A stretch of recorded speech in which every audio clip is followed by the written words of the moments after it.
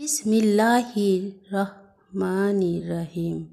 বিশ্ব আধ্যাত্মিক জ্ঞান সঞ্চার দরবার শরীফের প্রতিষ্ঠাতা আমার মুর্শিদ কেবলা গাউসুল আজম শামীম আলী চিশতির দরবার হইতে আমি কুলসুম চিশতি আপনাদের সকলকে জানাই আন্তরিক শুভেচ্ছা ও অভিনন্দন। আমার মুর্শিদ কেবলা গাউসুল আজম শামীম আলী চিশতির লেখা গ্রন্থ থেকে কিছু তত্ত্বকথা আলোচনা করিব। আশা করি আপনারা সবাই আমার আলোচনাটি মনোযোগ ও ধৈর্য সহকারে শুরু থেকে শেষ পর্যন্ত সম্পূর্ণ আলোচনাটি শুনিবেন। আজকে আপনাদের মাঝে যে আলোচনাটি নিয়ে হাজির হলাম সে আলোচনাটি হলো হযরত ঈসা নবী এবং মুহাম্মদ নবীকে নিয়ে কিছু তত্ত্বকথা আলোচনা করিব। আল্লাহ ঈশ্বর বা গড বলিয়া ঈসা নবী স্বীকার করেন নাই, শুধু তিনি ঈশ্বরকে পিতা বলে গেছেন। আবার দেখা যায় ঈসা নবীকে আমরা ফেলেও দিতে পারিব না, কারণ আল্লাহ স্বয়ং কোরআনে বলিয়াছেন আলী ইমরান সূরাতে, আমার ঈসা পুণ্যবান ব্যক্তিদের মধ্যে একজন। আরও বলিয়াছেন 4 জন শ্রেষ্ঠ নবীর মধ্যে আমার ঈসা একজন শ্রেষ্ঠ নবী। ইমানে মুসাসাল পড়লেই দেখা যায় 4 জন শ্রেষ্ঠ নবীর মধ্যে ঈসা নবী একজন। এবার আসি, ঈসা নবী আল্লাহ বা ঈশ্বরকে পিতা বলতেন কেন? স্বয়ং স্রষ্টা যিনি, তিনি স্বয়ং পরমাত্মা, এবং মুহাম্মদ সাল্লাল্লাহু আলাইহি সাল্লামকে আল্লাহ দোস্ত বলতেন কেন বা রাসূলকে দোস্ত বলতেন কেন? আগে ঈসা নবীর বিষয় বুঝিয়া লই। ঈসা নবী সেই পরম স্রষ্টা বা পরমাত্মার স্বয়ং গুণ ক্ষমতা, কিন্তু স্রষ্টা নয়। আবার কখনো কখনো এক হয়। তাই পরমাত্মার গুণ ক্ষমতা নিয়া এই পৃথিবীতে ঈসা নবী আসিয়াছেন বলে আল্লাহ বা ঈশ্বরকে পিতা বলিয়াছেন।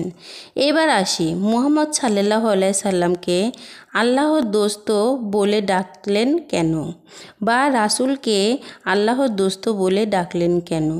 এই পৃথিবীতে যদি ঈসা নবী পরম আত্মার গুণ ক্ষমতা নিয়ে আসে, তাহলে রাসূল স্বয়ং আল্লাহর বিবেক, যেমন বলা হয় বিবেকহীন মানুষ পশুর সমতুল্য। তাই বলিতে চাই, বিবেকহীন তার কাজ কখনো আল্লাহ করেন না। এই জন্য আল্লাহ রাসূলকে বন্ধু বা দোস্ত বলিয়াছেন। এখন আমি বলবো, এই রাসূল শুধু আল্লাহর বন্ধুই না, হে জগতের প্রেমিকগণ, হে জগতের ভাবুকগণ, এই রাসূল তোমারও আমারও বন্ধু। কেননা রাসূল সর্বসময় তোমার ও আমার জন্যই সর্বসময় কাঁদিতেছেন। রাসূল সর্বসময় তোমার ও আমার সুপথ দেখাইতেছেন।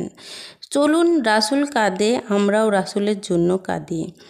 কেন? আল্লাহ স্বয়ং কাঁদছেন। যিনি আল্লাহর বন্ধু তিনি আমার তোমারও বন্ধু।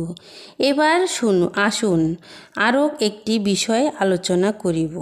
ঈসা নবী যদি আল্লাহ বা ঈশ্বরকে পিতা বলিয়া থাকেন, তাহলে পিতার জন্য সন্তানের সম্পর্কে কি হয়? তাহলে রাসূল ঈসা নবীর পিতার সমতুল্যই হয়। তাহলে রাসূলকে পিতা বললেও দোষ হবে না। আল্লাহ আরও বলিয়াছেন, আমার রাসূল থেকে আমাকে আলাদা করিও না। যদি কেউ আলাদা করো, তাহলে তাহার শাস্তি হবে। কোরআনে আল্লাহ আরও বলিয়াছেন, আমার রাসূলের হাতই আমি আল্লাহর হাত। যেমন মানুষ বিবেক ছাড়া নয়, তেমনি আল্লাহ রাসূল ছাড়া নয়।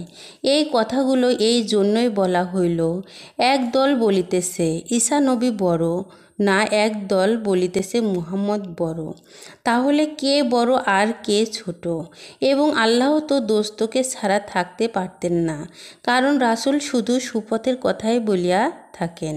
হে জগতবাসী, রাসূল আমাকে তোমাকে সর্বসময় ভালো আদেশ দিয়ে যাচ্ছেন। তাই বলিতে চাই, যাহারা রাসূলকে মানল, ভালোবাসল, সেই একমাত্র পরমাত্মাকে বা পরম স্রষ্টাকে লাভ করিতে পারিবে, আর নয়তো সম্ভব না। প্রত্যেক ধর্মেই মুহাম্মদ রাসূল আছে, আর যদি না থাকে তাহলে সেই ধর্মের অস্তিত্বও থাকিবে না।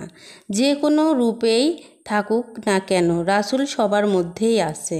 আল্লাহ আমাদেরকে বুঝার তৌফিক দান করুন।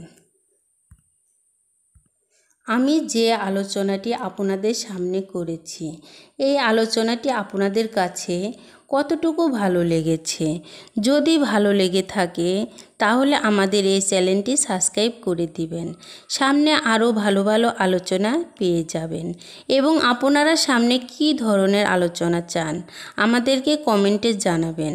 আমরা চেষ্টা করিব আপনাদের পছন্দ মতো আলোচনা নিয়ে আসতে।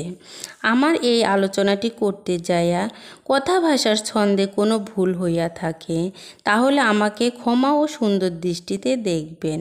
সকলে আমার জন্য দোয়া করিবেন, আমি যেন আপনাদের সামনে ভালো ভালো আলোচনাগুলো নিয়ে আসতে পারি এবং শোনাইতে পারি। সর্বশেষে সকলের চরণে হাত রেখে একটি কথা বলতে চাই, আল্লাহ গোপনেরও গোপন। সেই গোপনকে পাইতে হলে একজন কামেল মুর্শিদের কাছে যাইয়া বায়াত গ্রহণ করে সেই গোপন ইবাদত সাধনার মাধ্যমে আল্লাহকে লাভ করিতে হবে। সকলে ভালো থাকবেন, সুস্থ থাকবেন। আল্লাহ হাফেজ।